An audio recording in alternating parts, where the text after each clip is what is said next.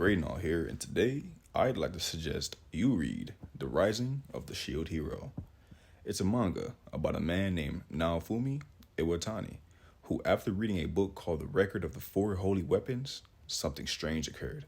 The four weapons were the spear, sword, bow, and shield, but the pages about the shield were blank. Naofumi then felt a weird feeling and passed out and awoke in another world, alongside the other heroes tasked with saving the world. The four heroes' weapons become ineffective when together, so they have to go on separate paths.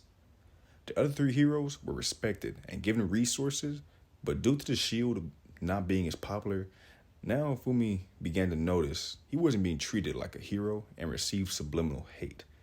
The heroes all had multiple warriors willing to join their party, but the shield had none until one finally did. Naofumi thought he could finally live out his otaku dreams, but the one ally who had joined him had sinister plans and framed him for a crime he did not commit.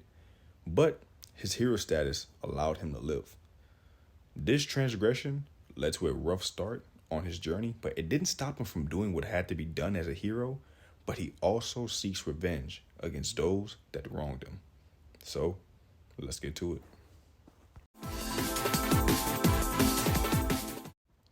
The Rising of the Shield Hero novel is known as Tate no Yuusha no Nariagari and was created by the author Anako Usagi alongside artist Minami Sera, consisting of 378 chapters plus 31 chapters of extra side stories.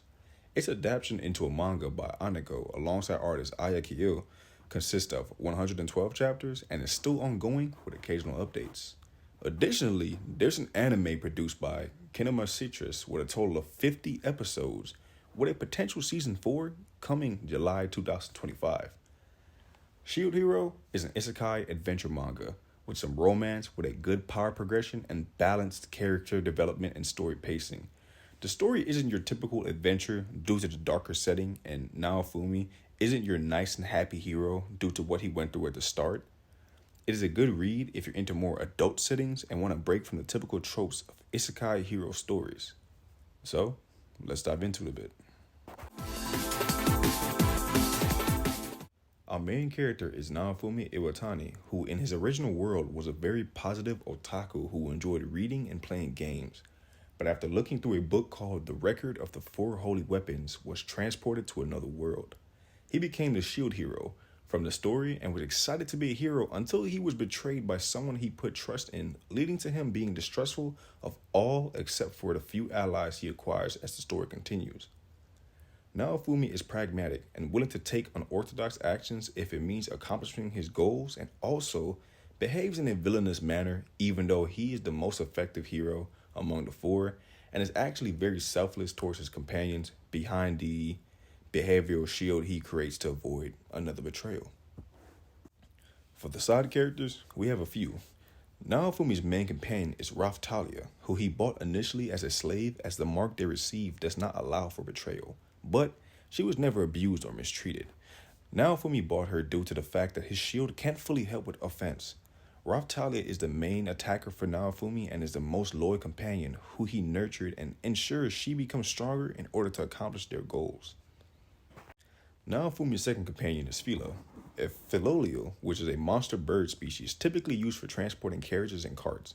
Naofumi bought her as an egg and decided to raise Philo, who eventually became stronger through transformation, allowing her to serve as a transporter and a semi-tank for the party.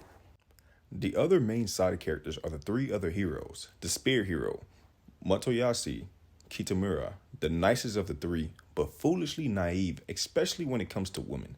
In the original world, he was a university student who was transported after he was stabbed by the two women he was dating at the same time. Next, you have the sword hero, Ren Amaki. He's a loner from an alternate Japan where everything is much more advanced and futuristic. He was transported after saving his friend during a murder case, leading to his death due to the blood loss from the struggle.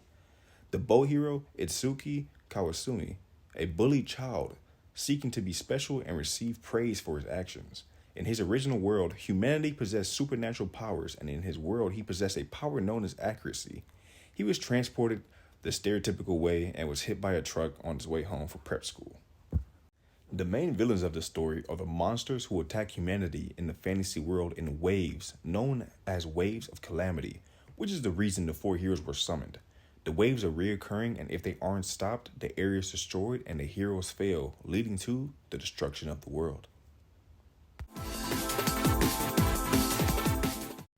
This story develops through the waves of calamity the legendary heroes face in order to save the world, and through the eyes of the Shield Heroes party as they grow stronger and find a way to stop the waves for good, while dealing with unforeseen enemies seeking to expedite the process of destruction.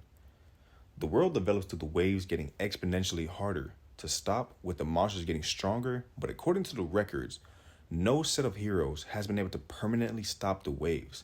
So this iteration is supposed to be the one where new methods are utilized and connections are made to find solutions. Kingdoms from different areas stop their own waves and potentially come together for a common enemy.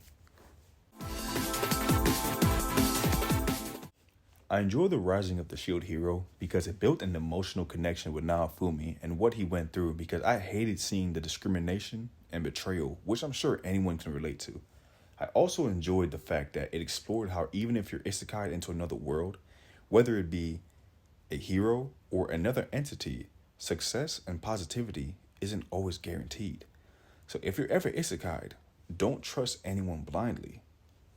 The story of Shield Hero can throw some off due to what Naofumi goes through at the start, but trust me when I say he gets his revenge, and it's great depending on how you feel about retaliation.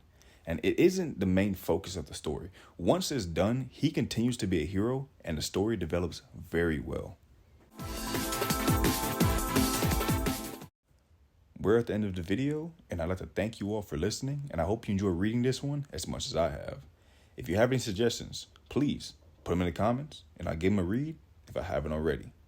Thank you once again, and safe travels.